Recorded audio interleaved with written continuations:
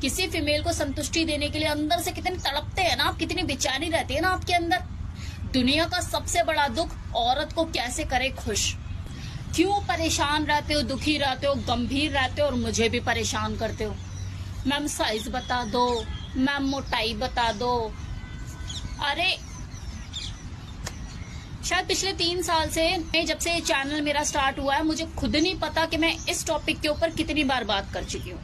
फिर भी ये सवाल मुझे आता ही आता है कि मैम साइज के बारे में बता दो, मैम मोटाई के बारे में बता दो, कितनी गर्थ होनी चाहिए कि कोई फीमेल संतुष्ट हो जाए। आखिर इतनी इनसिक्योरिटीज क्यों? इतना दुखी रहोगे, इतना गंभीर रहोगे तो कभी भी अपनी इनसिक्योरिटीज से बाहर नहीं निकल पाओगे।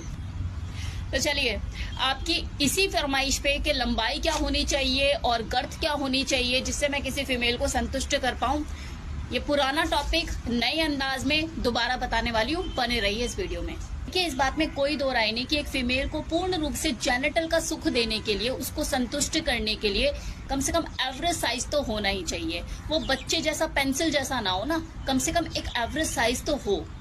और साथ ही साथ जितना साइज जरूरी होता है उतना ही उसकी गर्थ, उसकी मोटाई भी जरूरी होती है।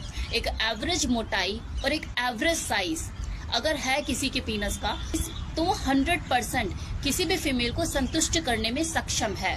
स्टडीज कहती है, रिसर्च कहती है और मेरा भी ये मानना है, इरेक्टेड पोजीशन में जब पीनस के अंदर ब्लड फ्लो बढ़ने की वजह से उसमें तनाव आ जाता है, वो तन के खड़ा हो जाता है और उस वक्त आप इंची टेप से मेजरमेंट करते हैं तो अगर आपका साइज 4 और 4.5 एवरेज साइज आपका निकलता है एंड बी हैप्पी।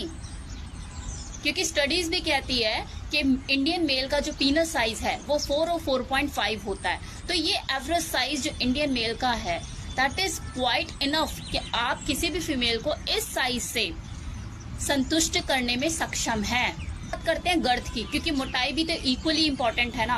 तो अगर इरेक्टेड पोजीशन में आप इंची टेप से उसको नापते हैं और आपकी मोटाई 3 इंच निकलती है, 3 इंच, 3.2, 3.5, तो बहुत बढ़िया है। भरपूर एंजॉय कराने वाले हो आप अपनी पार्टनर को। You are capable enough to fill the hall. अब बात करते हैं कि इस मोटाई को, ये जो गर्थ है, इसे नापना कैसे है। तो इरेक्टेड पोजीशन में जब भी आपका पीनस तन के खड़ा हो जाए तब आपको मेजरमेंट करनी है, लेकिन ना तो एकदम टॉप से करनी है और ना ही टेस्टिकल के पास से करनी है, ना तो एकदम टॉप से ना एकदम धरातल से।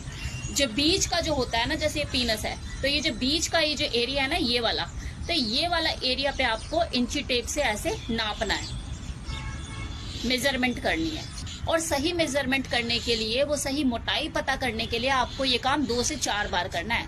मतलब 2 से 4 बार उस तनी हुई पोजीशन में, इरेक्टेड पोजीशन में आपको अपनी मोटाई को इंची टेप से नापना है।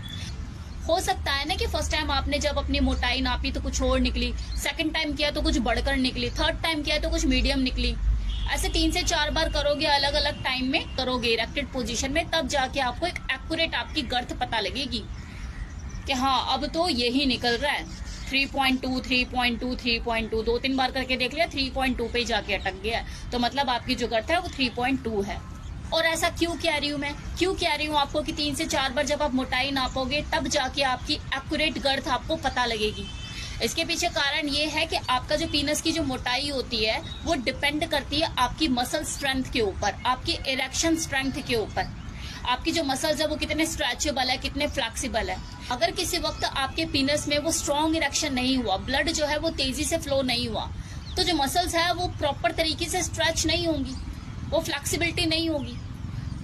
तो फिर आपका जो साइज है, जो मोटाई है, आपकी जो पीनस की मोटाई है, जो गर्थ है, वो एक्यूरेट नहीं निकलेगी, क्योंकि मसल्स स्ट्रेच नहीं हो पाई ना, इरेक्शन ढीला था।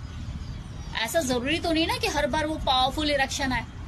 तो हो सकता है कि कभी वो इरेक्शन ढीला ढाला आए और आपने उसमें मेजरमेंट किया हो तो वो जो मोटाई है वो एक्यूरेट ना निकले। तो जब आप 3 से 4 बार इरेक्टेड पोजीशन में गर्थ को नापेंगे तब जाके आप एक्यूरेट मोटाई अपनी पता कर पाएंगे। आगे समझ। अब एक चीज और सुनिए, अगर आपको इरेक्टाइल डिस्फंक्शन की शिकायत है, वेन्स में जो ब्लड है वो प्रॉपर तरीके से नहीं पहुंच पाता, तो ऐसे लोग अपनी मोटाई का पता नहीं लगा पाएंगे। इसीलिए डॉक्टर भी रिकमेंड करते हैं कि आप हफ्ते में 2 बार अपने जेनिटल को, अपने पीनस को ऑयल मसाज कीजिए। आप कोकोनट ऑयल भी यूज कर सकते हैं, ऑलिव ऑयल भी यूज कर सकते हैं। साथ ही साथ आप एक्सरसाइज कीजिए, कीगल एक्सरसाइज, ताकि आपकी जो जेनिटल के आसपास का जो मसल्स एरिया है वो पावरफुल हो, ताकतवर हो, जान पड़े उसमें, और आपके जो वेन्स है उसकी अगर ब्लॉकेज है तो वो खुले, ब्लड फ्लो उसमें बढ़े, तभी तो आपके जो पीनस की हेल्थ है वो मेंटेन होगी और वो पावरफुल तरीके से उसमें स्ट्रॉन्ग इरेक्शन पैदा होगा। तो अब कंक्लूजन बता देती हूँ कि अगर किसी इंडियन मेल का जो एवरेज साइज है, लेंथ के अकॉर्डिंगली बता रही हूँ, अगर लेंथ में वो 4 और 4.5 है, इससे ऊपर साइज और गर्थ कुछ भी हो वो बोनस है, लेकिन अगर एवरेज साइज 4 और 4.5 और गर्थ 3 और 3.2 लेकर बैठा है वो, तो टेंशन ना ले। इसके बाद तो बस अब इस पे ध्यान दे कि आपके पास जो सामान है वो दुनिया की सबसे बेहतरीन चीज है, अब आपको बस उसकी हेल्थ के ऊपर काम करना है, कोई इरेक्शन से रिलेटेड समस्या ना आ जाए, राइट। इन चीजों से बचा के रखो। इरेक्शन स्ट्रांग होना चाहिए, पावरफुल होना चाहिए, हार्डनेस होनी चाहिए, बादशाह हो आप, क्यों टेंशन ले रहे हो।